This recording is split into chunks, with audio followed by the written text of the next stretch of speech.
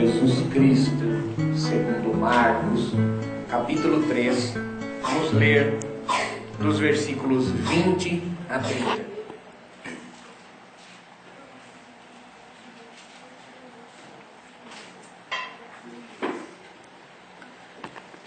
Marcos 3, do 20 ao 30, hoje eu vou falar com vocês, ou melhor dizendo, o Senhor vai falar conosco sobre a blasfêmia contra o Espírito Santo.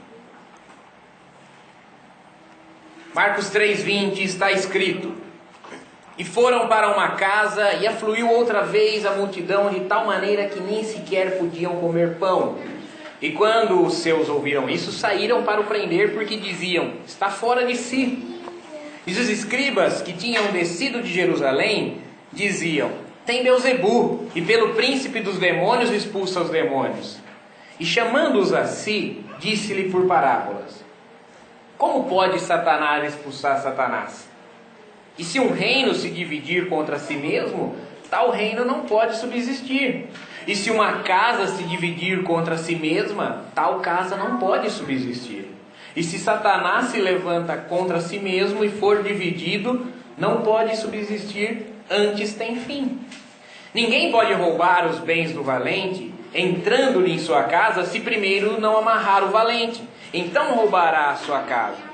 Na verdade eu vos digo que todos os pecados serão perdoados aos filhos dos homens, e toda a sorte de blasfêmias com que blasfemarem.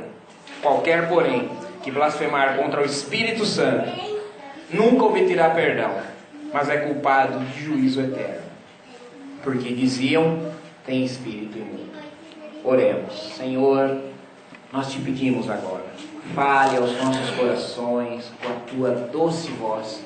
Nós queremos ouvir a tua palavra, compreender a mensagem do Senhor, podermos acolher a tua santa palavra como uma preciosa semente em nossos corações e cultivar, Senhor, para que ela dê fruto e fruto que permaneça. Que o seu Santo Espírito seja conosco agora, nos iluminando, nos revelando e nos ajudando a compreendê-la.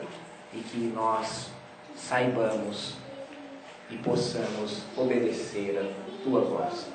Nós te pedimos isso no nome de Jesus, teu Filho. Amém. Pode sentar-se, irmãos. Pecado contra o Espírito Santo, ou blasfêmia contra o Espírito Santo. Quem nunca se perguntou: ai meu Deus, e se eu pequei contra o Espírito Santo? O que eu estou fazendo na igreja? Será que adianta ainda eu continuar indo na igreja? Meu Deus, e se aquela vez que eu pensei tal coisa, eu pequei contra o Espírito Santo? E aí, os mestres do legalismo, da teologia do cagaço, da teologia do medo, da teologia da troca, da salvação pelos méritos, da santidade exterior e aparente, põe medo, não julgue, cuidado, e se é o Espírito Santo? E aí o crente fica em pânico. Eu já passei por isso. E tenho certeza que se não foi todos, a maioria de vocês também já passaram por isso. Mas a palavra de Deus, ela é clara como água da rocha. Ela é uma luz e não uma treva. Ela ilumina, não obscurece. Nós lemos ela como quem vê a glória de Deus, e não como quem tem o véu diante da face. Então esse Deus, que não é um Deus de confusão, precisa confortar os nossos corações. Se você nunca teve um entendimento acertado a respeito dessa questão da blasfêmia contra o Espírito Santo, hoje nós vamos aprender. E mais, aprenda para ensinar, que é uma questão tão trivial, é uma questão tão recorrente, que merecia um sermão desses cada vez que uma pessoa nos pergunta a respeito do assunto. Então, preste atenção, aprenda não é somente isso que essa palavra vai nos ensinar uma outra questão prática muito importante dentro dessa parábola que Jesus propõe para dizer que eles estavam pecando contra o Espírito Santo, mas, afora esse outro ensino, aprenda o que é a blasfêmia contra o Espírito Santo, se você já praticou ou não, se tem escapatória ou não, e como responder para aqueles que lhe perguntarem. Versículos 20 e 21, eu fiz um pull-off aqui só para a gente pegar o contexto, tá? Nós terminamos o sermão na semana passada com eles. Após Jesus ter escolhido ali os 12 apóstolos, ele causou um alvoroço na sociedade. A multidão afluiu até ele. Esse afluiu é como se fosse um rio que corre continuamente. Aquela multidão chegando, porque agora, se um só já estava curando e expulsando demônio e prega a vinda do reino de Deus, imagina agora que ele tem uma milícia. Agora ele ordenou 12 emissários, 12 missionários. Esses caras também vão pôr as mãos e também vão curar e também vão expulsar os demônios e também estão pregando a mesma mensagem que ele. Então a multidão era tanta e Jesus não podia nem comer pão, não tinha nem privacidade, não podia sequer ter um momento de comunhão ali com os 12. A família de Jesus ouve isso e fala: meu Deus, tá louco, acabou de ser ameaçado de morte pelos fariseus e eles fizeram aliança com os herodianos, querem matá-lo, ele foge, entra no barquinho e foge, mas agora ao invés dele recuar, ele avança, ele convoca uma milícia. Será que ele está querendo um confronto pessoal com os fariseus? Está fora de si, está louco, não tem tempo de dormir, atende doentes, endemoniados 24 horas por dia. O pouco de tempo que ele tem de privacidade é a madrugada, está no deserto, não come direito. Meu Deus, vamos prendê-lo, vamos pará-lo, está fazendo mal para ele. Essa é a posição da família de Jesus, né? Só recapitulando então, essa loucura que ficou em torno de Jesus com a nova etapa que ele dá no seu ministério. Isso é comum também, irmãos. Se nós tomarmos uma decisão como a desses homens que foram chamados por Jesus e vieram para serem seus emissários, nós também vamos ser taxados como loucos pela nossa família, pelos nossos amigos, porque agora ele está radical demais, porque agora ele está crente demais. Quando nós estivermos sendo acusados disso, fundamentalista demais, ortodoxo demais, que nós estamos no caminho certo. Quando nós estivermos muito ecumênicos, muito homogêneos, muito agradando a sociedade, é sinal de que nós estamos em débito com o Senhor. Mas aí, versículo 22, diante dessa tamanha popularidade de Jesus, os escribas já não tinham mais como se opor racionalmente. Não tem mais o que dizer de Jesus, não tem o que dizer contra a pessoa dele. Sabe, ele não é um charlatão. Ele curou cego, curou paralítico, expulsou demônios, disse que perdoava pecados, e perdoava pecados, porque a palavra dele tinha autoridade tamanha para demonstrar isso com poder. Não tem mais como se opor a ele, dizer que esse homem não tem poder, dizer que esse homem não é um profeta. Então eles lançam uma calúnia. Versículo 22. Tem Beelzebu, tem demônio. É o que os fariseus falam para tentar opor-se a Jesus. Olha, tudo bem, ele expulsa demônios, ele cura enfermos, mas isso aí é obra de demônios. Ele expulsa os demônios porque ele está mancomunado com os demônios. Lembra que desde o começo, capítulo 1, os demônios, quando eles estribunchavam ali diante de Jesus, o que é que eles falavam? Tu és o Filho do Deus vivo, vieste nos atormentar antes do tempo. Jesus, cala-te, cala-te, sai dele. Jesus não punha o microfone ali na boca, nem tinha microfone, né? Mas Jesus não dizia: quem é você? O que você veio fazer? Jesus dizia que calassem-se. E agora os fariseus aproveitam e falam: vocês não viram que os demônios diziam, eu sei quem é você? E os demônios blasfemavam, dizendo, és o Filho do Deus vivo?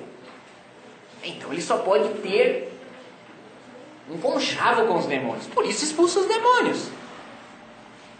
Tem Beelzebu. É pelo príncipe dos demônios que ele expulsa os demônios. Então, só para a gente entender aqui, quem é Beelzebu? Esse Beelzebu, o demônio que os fariseus se referem, é Baal-zebu, é o senhor das moscas, é um deus filisteu, mas é o deus mais desprezível no panteão filisteu. É mais ou menos como o Plutão do panteão greco-romano. É o deus das moscas, o deus dos mortos, o deus da podridão, o deus do esterco. Ele era relacionado com isso, com esterco, imundícia. E ele era considerado então o príncipe, o principal dos demônios, na mitologia aqui dos judeus. Aquele deus dos filisteus, o pior deles, o mais imundo, era o principal dos demônios. Então Jesus tinha Beelzebu. Essa foi a conclusão que os fariseus chegaram. Essa calúnia tem Beelzebu. Por que eles diziam isso? Marcos não nos traça esse contexto, mas Mateus 12, 22 e 23 nos diz o seguinte: trouxeram-lhe então um endemoniado cego e mudo, e de tal modo o curou, que o cego e mudo falava e via, e toda a multidão se admirava e dizia: por acaso não é este o filho de Davi? Então, essa foi a resposta que os fariseus encontraram para aquela profissão de fé que estava se tornando um consenso na multidão. Qual é? De que Jesus era o Messias, o filho de Davi, o rei de Israel.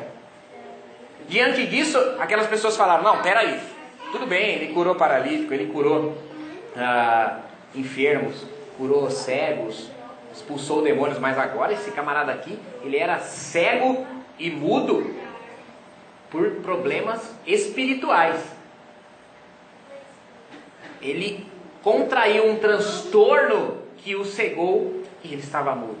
E agora o demônio é expulso e ele vê e fala: não é esse o filho de Davi? Quem mais nós estamos esperando? Quem outro pode ser o Messias? E aí os fariseus então encontram essa questão. Não, ele expulsa os demônios pelo príncipe dos demônios. Então Jesus propõe uma parábola para eles. Versículos 23 a 26, Jesus diz que como pode Satanás expulsar Satanás? Satanás não expulsa Satanás. Primeira coisa que nós aprendemos com essa afirmação de Jesus é o que ele está dizendo ao pé da letra: Satanás não expulsa Satanás. Ou seja, irmãos, é inútil recorrer a misticismo, feitiçaria, simpatia, superstição, horóscopo, passe espírita, ou seja, qualquer daquelas coisas que Deus proibiu. Adivinhações e superstições. É inútil. Por quê? Porque Satanás não expulsa Satanás. Sabe o que é, Tiago? Eu tinha um familiar meu que ele estava assim, assim assado, insônia, dor na nuca, via vulto. Aí ele foi lá no centro espírita fulano de tal, lá na Tereza não sei das quantas, deu um passe, fez uma sessão lá, ficou sabendo que era um vô dele que tormentava, e aí fez o passe, agora ele está tão bem. Mas a opressão do diabo ainda está sobre ele. Por quê? Porque Satanás não expulsa Satanás. É isso que Jesus falou. Como é que Satanás pode expulsar Satanás? E aí ele explica com duas parábolas. Ele diz: um reino dividido não subsiste, uma casa dividida não subsiste. Satanás não está dividido. Satanás está unido no propósito de atrapalhar o avanço do reino de Deus. Ele atua de formas diferentes na política, na religião, na sociedade, mas isso não são exércitos separados, são milícias do mesmo propósito. impedir o avanço do reino de Deus. Satanás não está dividido. Um reino dividido não pode subsistir. Aqui tem uma aplicação bem prática para nós. Nós vivemos hoje no Brasil, no país nosso, um momento polarizado de política, não é? Você tem quem é coxinha e quem é petralha, né? Só que ao invés dos dois se unirem, por exemplo, para gritar fora Temer, e aí tem uma explicação bacana para isso, vamos perguntar assim para você: você gritou fora Dilma? Eu gritei, não tenho nada contra quem não gritou. Nós vimos no sermão passado que zelotes e publicanos, ambos eram discípulos de Jesus. Coxinha e petralha, os dois eram discípulos de Jesus. Você gritou fora Dilma? Gritei. Por que você não grita fora Temer agora? É que se a gente for gritar fora Temer junto com eles nos agridem. Então hoje o Brasil vive um momento polarizado. Ou você está de camisa azul ou você está de camisa vermelha. E isso faz mal pro Brasil. Isso faz mal para a nossa sociedade. Se na sua casa existe essa polarização, em qualquer aspecto, eu estou usando o exemplo da nossa política, mas qualquer outro aspecto, há uma polarização que causa divisão, a coisa não anda bem. Não há planos em comum, não há propósitos em comum.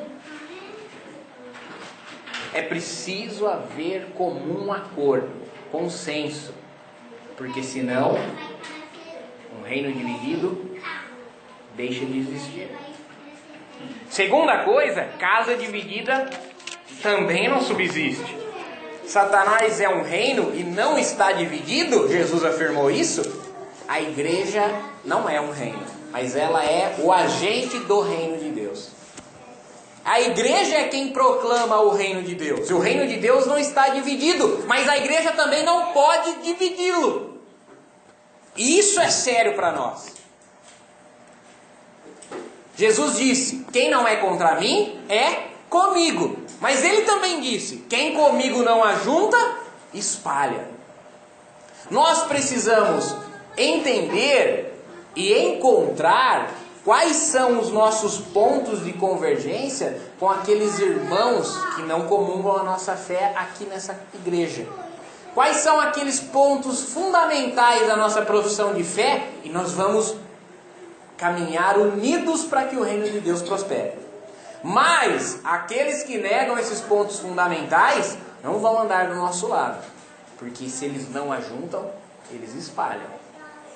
Mais do que isso, nós vimos na aula retrasada aqui na escola bíblica, sexta-feira. A igreja precisa ter um só pensamento. É claro que eu não consigo fazer com que batistas, presbiterianos e pentecostais pensem em uma coisa só. Mas aquelas coisas fundamentais, sim. Que Jesus é Deus, que Ele morreu na cruz, ressuscitou no terceiro dia, subiu para o céu, está aguardando a segunda vinda dele. Nisso tudo todo mundo concorda. A gente discorda se eu vou enfiar o cara inteiro dentro da água, se eu vou jogar uma aguinha na cabeça dele, se eu vou fazer isso só quando ele tiver condição de fazer profissão de fé, ou se os filhos dos crentes também podem ser batizados e faz profissão de fé tardia. Coisas que não negam aquelas primeiras, a eficácia da cruz e tudo mais. Agora aqui não, aqui pelo amor de Deus, aqui todo mundo precisa pensar pelo menos igual a mesma profissão de fé. Você concorda que a gente tem que enfiar o camarada inteiro dentro da água na hora do batismo? Concordo. Todo mundo tem que concordar. Não adianta estar aqui pensando que pode batizar a criancinha. Aí é melhor congregar com quem pensa que pode batizar a criancinha. Para que o reino de Deus, para que a casa não fique dividida. Por quê? Porque casa dividida chega ao fim da sua existência. Só na profissão de fé é isso, Tiago? Não, nos interesses práticos e pessoais também. Todo partidarismo, toda facção, toda divisão, todo desacordo dos pensamentos da igreja leva a igreja à ruína e à inexistência e à dissolução. Jesus nos adverte isso é sério. A igreja precisa estar unida num só pensamento, em um só propósito, em um só caminho. E nós possamos, aqui na nossa igreja, cuidar para que sempre as vozes sejam ouvidas, as opiniões sejam balançadas, para que sempre a gente tenha um consenso e que bom seria que sempre fosse unânime, mas quando não for possível unanimidade, haja equilíbrio e que as decisões da maioria dos irmãos que estão de acordo com a palavra de Deus possam ser praticadas para o avanço do Evangelho. Não para o avanço da nossa igreja, para o crescimento e inchaço pessoal nosso, mas para o avanço do reino de Deus, dos quais nós somos agentes. Jesus conta uma parábola aqui para nós. Ele diz assim: ninguém pode roubar os bens do valente se primeiro não amarrar o valente, então roubará a sua casa. Aí eu pergunto para vocês, está amarrado? Jesus está dizendo aqui que ninguém pode roubar a casa do valente se não amarrar o valente. Então, está amarrado antes de fazer qualquer coisa? Não, não é isso que significa essa parábola de Jesus, tá bom? Nós nunca vimos nem Jesus, nem os apóstolos, nem no Evangelho, nem no Atos dos Apóstolos, dizendo para nenhum endemoniado, está amarrado e agora sai em nome de Jesus. Então, não é isso que Jesus quis dizer com isso. O que quer dizer com isso então? Quando Jesus diz, é impossível roubar a casa do valente se eu primeiro não amarrá-lo. Quem amarrou? Quem aqui? Quem é o valente? O valente é o diabo. Quem é a casa do valente? É a humanidade que Deus deseja salvar. É impossível resgatar as almas daqueles que jazem no maligno se o maligno não estiver preso e impedido. Mas quem que fez isso? Quem amarrou ele para que os bens dele pudessem ser roubados? Jesus amarrou Satanás. Para que ele pudesse expulsar os demônios e curar as enfermidades, ele amarrou o poder de Satanás quando ele venceu Satanás na tentação do deserto. Vocês lembram? Eu disse para vocês, falei, ó, tem um segredinho aqui no porquê Jesus tinha que ser tentado, que lá na frente no capítulo 3 eu vou pregar para vocês. Jesus passou pela tentação no deserto porque ele precisava vencer Satanás, para conter o poder de Satanás e poder realizar a obra de Deus no meio daquele povo. Mas isso tem um significado muito além do que um simples exorcismo pessoal. É um descapetamento ali, pá, põe a mão na cabeça, sai capeta. Não foi isso. Jesus ele está demonstrando que ele está amarrando Satanás para desfazer as suas obras. Ele está resgatando Israel para a salvação. Ele está contendo o poder de Satanás, e ele diz assim: se eu expulso Satanás, é chegado o reino de Deus para vocês. Quando Jesus morre na cruz, ele triunfa em si mesmo sobre os principados e potestades. Ele vence Satanás. Ele tem poder de roubar os bens de Satanás, as almas daqueles que jazem no maligno. É isso que significa. Vê como é uma doutrina muito mais ampla. É muito mais do que um passe de mágica. É muito mais do que um mantra. Está amarrado, está amarrado. Alguém fala um negócio para você, né? Está amarrado. O sangue de Jesus tem poder. Irmãos, não é, o evangelho não é passe de mágica. O evangelho não é palavrinhas de superstição. Jesus amarrou Satanás. Quando? Quando ele vence Satanás no deserto. E quando ele vence Satanás na cruz. E ainda ele virá a segunda vinda. E amarrará Satanás por 1000 anos. Para reinar com a igreja no milênio. Não se trata então aqui de um exorcismo singular. De um descapetamento qualquer. Mas da libertação do domínio do pecado e da morte. Satanás já foi preso, não precisa prender ele de novo não, tá bom? Eu e você éramos bens na casa do valente. Jesus nos resgatou, nos tomou das garras de Satanás, porque ele não pode impedir. Ele está amarrado de forma que ele não pode nos impedir de sermos resgatados por Jesus. 28 e 29 versículos, Jesus nos fala sobre a blasfêmia contra o Espírito Santo. Ele diz assim: na verdade vos digo que todos os pecados serão perdoados os filhos dos homens e toda sorte de blasfêmia com que blasfemarem. Primeira coisa que Jesus nos ensina: todo pecado é perdoável. Irmãos, ouçam isso. Todo pecado é perdoável. Vamos pensar nos 10 mandamentos?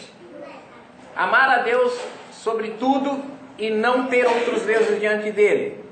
Idolatria é perdoável.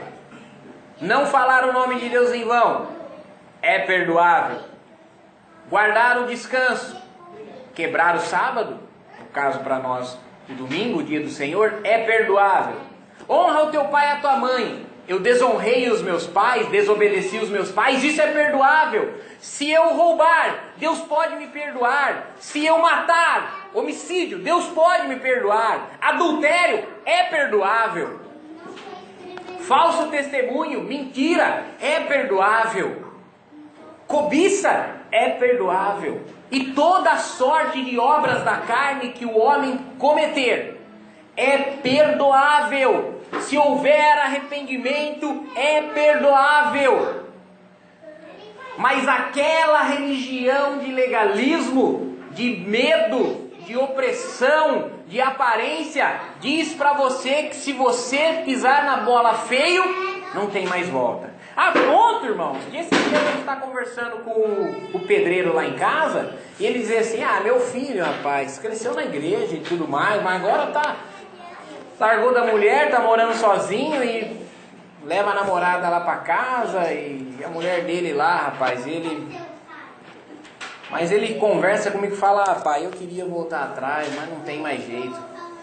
Porque na igreja desses camaradas, que é aquela igreja que põe véu nas mulheres, ensina que você pode pecar à vontade antes de conhecer Jesus. Mas que depois que conheceu Jesus, não, que nem ele que saiu de casa, cometeu adultério, mora numa casa sozinho e tem lá namorada e fornicação e prostituição e adultério, não dá mais para se arrepender. Para! Meu Deus do céu! Todo pecado que o homem cometer, arrependendo-se, voltando-se, deixando o pecado para trás, convertendo-se, dando meia volta, é perdoável.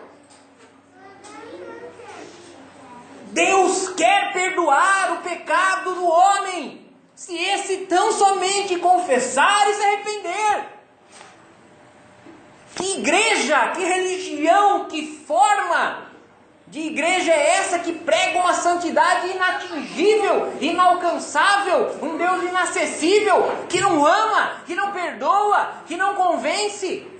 Meu Deus, que tamanha cegueira! O próprio fato desse cidadão dizer assim: meu Deus, como eu queria voltar atrás, é sinal de que há perdão. Se há anseio por arrependimento, é sinal de que há perdão. Mas a mente dele está cauterizada, está bloqueada, está impedida, porque nasceu num berço religioso que ensinou para ele que, olha, rapaz, se você não fosse crente, Deus até te perdoava o adultério seu, mas como você era crente, agora não tem mais perdão. Tudo bem, ele está inapto, impróprio para uma série de outras coisas, mas não para o reino de Deus, mas não para entrar na vida eterna.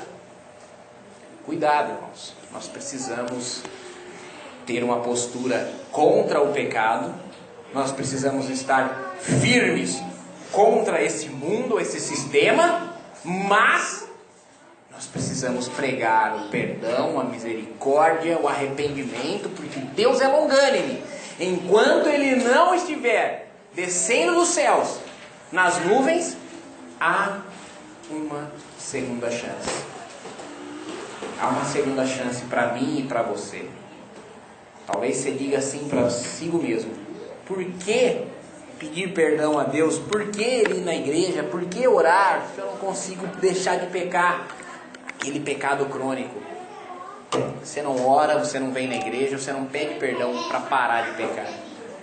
Você pede perdão, você ora a Deus, você busca a Deus, você vem à igreja porque você quer ter um relacionamento de pai e filho. E o pai está disposto a perdoar os seus filhos. tantas vezes quanto eles precisarem. E aí ele diz assim: todo pecado e toda sorte de blasfêmia, exceto aqueles que blasfemarem, injuriarem, mentirem sobre o Espírito Santo. A blasfêmia é um pecado de confissão. E Jesus disse: se você blasfemar contra o Espírito Santo, então não será perdoado, nem agora, nem na eternidade, porque é réu de um juízo eterno. E aí nós falamos: o que é blasfemar contra o Espírito Santo? Quem comete o pecado contra o Espírito Santo? Como se comete esse pecado? Será que eu já pequei contra o Espírito Santo? Primeira coisa que nós temos que entender: se você se preocupa com isso, é porque você não fez. Se você preocupa-se em ter pecado contra o Espírito Santo, fique tranquilo que você não cometeu. Porque quem peca contra o Espírito Santo fica irreconciliável. Ele não sente culpa, não sente remorso, não sente arrependimento. Pecado contra o Espírito Santo é um pecado que se faz deliberadamente, recorrentemente. É um pecado que se peca contra a pessoa do Espírito Santo, de maneira que, mediante nenhum tipo de advertência, você fica incomodado. Aquelas pessoas estavam vendo Jesus pregar o reino de Deus, estavam vendo Jesus anunciar e com poder fazer as obras do Pai, e curar enfermos, expulsar demônios, e acusavam Jesus de fazer aquilo que era pelo Espírito Santo por demônio. E Jesus está dizendo: Satanás não expulsa Satanás. Se eu expulso Satanás, por que expulsam os teus filhos? Mas se eu expulso Satanás pelo Espírito Santo, o reino de Deus é chegado para vocês. Seria impossível eu fazer as obras que eu faço, curar as pessoas que eu curo, expulsar os demônios que eu curasse, se eu estivesse do lado de Satanás, se eu antes não o tivesse amarrado. Mas aqueles homens diziam: ele tem Beelzebul. É esse o pecado contra o Espírito Santo. Atribuir ao diabo as obras que o Espírito Santo realizaram através da pessoa de Jesus. Então, para que a gente saiba, não é pecar contra o Espírito Santo julgar as manifestações que acontecem no evangelicalismo. Então você está lá na igreja, o cara está rodopiando, o outro está falando chupa bala house, dando pirolete, cambalhote, você fala: ih rapaz, será que isso aí é de Deus? Irmãos, eu passei por isso nas primeiras semanas da minha conversão. Nós estávamos lá na igreja, no culto do pastor Genivaldo e coisa e tal, uns 2, 3 cultos. Naquele dia ainda convidei um amigo meu para ir no culto, fazer uma visita. Não vou esquecer esse episódio nunca. E ele foi lá fazer a visita no domingo à noite. Um cara, irmãos, sem brincadeira, parecia um índio, cara. Sabe, batia na boca assim, fazendo e girava, falava em língua estranha, mas o cara girava num pé só, tipo fazendo uma dança da chuva, em volta da pessoa que estava enferma. Cara, na hora, eu era muito novo convertido, não entendia nada. Eu via os caras pregando e no meio da pregação falava em língua estranha, eu achava aquilo fenomenal. Mas eu não entendia aquele negócio. O cara parecia... Eu pensei assim na minha cabeça: cara, parecia um índio fazendo uma dança da chuva. Depois, no final do culto, até perguntei pro meu amigo que tinha já uns 2 anos de conversão, falei: ô fulano, o que você achou daquele cara lá pulando assim, tipo... Mas sabe aquele medo de julgar, de dizer é ou não é de Deus, é ou não é espiritual, é ou não é algo... Porque vai que eu falo que não é e eu blasfemo contra o Espírito Santo. Então, irmãos, julgar as manifestações, quer elas sejam do Espírito Santo, quer elas sejam da carne, quer elas sejam demônios, não é a blasfêmia contra o Espírito Santo. Porque a Bíblia diz: não creais todo espírito, mas julguem se os espíritos são de Deus. É preciso fazer esse julgamento. É preciso aferir se é ou não de Deus. E como é que eu faço isso? Pela Escritura. Deus não vai fazer nada que Ele não tenha dito que ia fazer. Ontem, conversando a respeito disso, né, de dons espirituais, um camarada falou assim: tá bom que na Escritura línguas eram idiomas, né? Falou lá persa, árabe, fenício, grego, latim e uma série de, né, aquelas línguas que estão lá em Atos 2. Mas Deus é soberano, e se Ele quiser fazer um negócio diferente agora? Eu falei, não rapaz, você é louco. Para mim você não é cristão se você afirmar um negócio desse com convicção. Deus, lógico que Deus é soberano, mas Ele não vai fazer nada que vai contra aquilo que Ele disse. Deus não pode fazer nada que seja contrário. Do contrário, qual é? A segurança que nós temos que Deus continua sendo justo, que Deus continua sendo fiel. Ele se torna um Deus de confusão, e a Bíblia diz, Ele não é de Deus de confusão, Ele não é Deus de confusão, Ele não é Deus de confusão. Então, não é pecado contra o Espírito Santo julgar as manifestações espirituais ou manifestações diversas que ocorram na igreja. Não é esse o pecado contra o Espírito Santo. Ao contrário, nós devemos fazer. E aí nós devemos dizer, será que esse negócio é de Deus? Vou olhar para a Escritura. Deus falou que essas coisas iam acontecer? Falou. É de Deus. Deus falou que essas coisas iam acontecer? Não falou. Não é de Deus, não precisa ficar com dor na consciência, nem com dó do irmãozinho. Você tem que falar pro cara que não é de Deus e não é, e pronto, acabou. Doa em quem doer. Pensou se o Moisés chegar lá, os caras lá em volta do bezerro de ouro, bezerro de ouro, papapi, papapi. Moisés, gente, não é assim, sabe? Será que isso daí que vocês estão fazendo em volta do bezerro de ouro, será que é de Deus? Que o Moisés chegou o quê? Falou, cada um toma uma espada na mão e mata o companheiro que estava adorando o bezerro. Matou os caras, eles, não foi o Moisés que matou, foram os familiares, irmãos, pais, mataram os idólatras. E quem sobrou que não foi morto, amacetou o bezerro, fez ele em pó, jogou no rio, o que sobrou do pó, deu para os caras comer. Come agora a idolatria de vocês. Ai, Tiago, mas nós estamos na graça, isso era no tempo da lei. É claro, a Bíblia não manda o cristão matar ninguém, mas a Bíblia manda o cristão confrontar, julgar, questionar, mostrar a verdade. Doa em quem doer, custe a amizade que custar. Quem fala a verdade perde a amizade, já dizia o refrão. Então não é. Mas também não é pecado as manifestações diversas que haja. Não é também isso a blasfêmia contra o Espírito Santo. Né? O cara fez um negócio lá, falou que era de Deus, era da carne. Ele blasfemou contra o Espírito Santo? Não. Blasfemou contra Deus, né? Ele profetizou, fez uma profetada. Mas isso é perdoável. Se ele se arrepender, é perdoável. Ele falou, eis que te digo, hoje eu conserto aquele homem na sua casa, cheguei em casa e tomei uma sova do meu marido. Foi uma profetada, foi da carne. Ele tinha dito que era Deus falando, não foi. Mas não é a blasfêmia contra o Espírito Santo isso. Isso também ainda é perdoável. O que é a blasfêmia contra o Espírito Santo para nós encerrarmos? Versículo 30. Porque diziam, tem espírito imundo. Porque diziam, tem demônio, tem Beelzebul. Por isso o pecado era imperdoável. Porque aqueles homens, diante de Jesus, fazendo aquelas obras, pregando aquele evangelho, não reconheceram que ele era aquele de que a multidão estava dizendo. Por acaso não é esse o filho de Davi? Mas eles diziam, tem demônio. Eu entendo particularmente, tá, irmãos? Isso é um pecado histórico.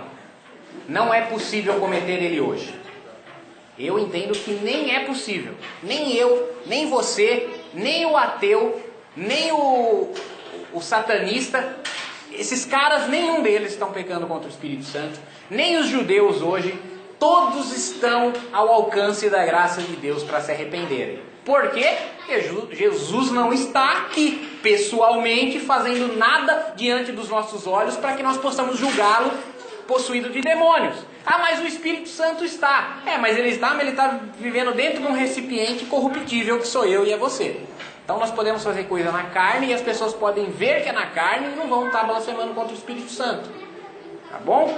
Então eu entendo, é um pecado histórico. Aconteceu lá, aqueles homens pecaram contra o Espírito Santo nesse episódio. Tanto é que eles não se arrependeram, eles não voltaram atrás, eles mataram Jesus, crucificaram ele, Jesus ressuscitou, os apóstolos foram cheios do Espírito Santo, cumpriram a promessa de Joel 2, pregaram o evangelho e aqueles caras continuaram incrédulos, continuaram resistindo, continuaram perseguindo a igreja, porque aquele pecado era imperdoável.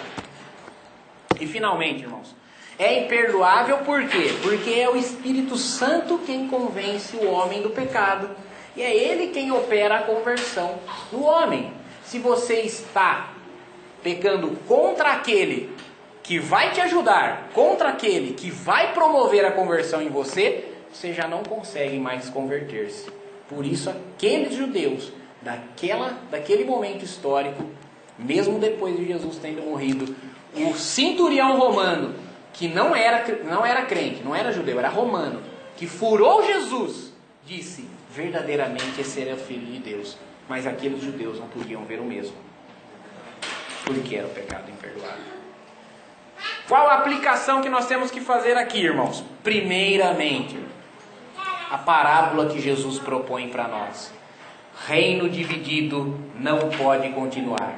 Casa dividida não pode continuar. É preciso nós termos unidade. É preciso nós termos comunhão, porque nós somos os agentes do reino de Deus. Como irmãos uns dos outros, membros uns dos outros, precisamos nos unir visando o nosso alvo, que é a pregação do Evangelho. E segunda coisa, nós precisamos pregar uma graça preciosa, mas que continua sendo graça. Um perdão que está ao alcance de todo aquele que se arrepender, que confessar o seu pecado, que abandoná-lo e que quiser viver para Deus. Não podemos nos tornar legalistas, transformarmos o perdão de Deus em um perdão caro, em um perdão inalcançável, inatingível. E estamos descansados. Não pecamos contra o Espírito Santo. E creio eu, nem podemos cometer tal pecado. E quando alguém chegar até nós afoito e apavorado: ai meu Deus, eu acho que eu pequei contra o Espírito Santo. Agora você já sabe o que é o pecado, já sabe que não é possível pecar contra o Espírito Santo hoje, e já sabe que se o camarada ele está preocupado em ter pecado, é sinal que o Espírito Santo está causando a culpa, está causando o arrependimento, então ele não pecou. Amém, irmãos? Se coloque em pé para nós orarmos e agradecermos ao Senhor.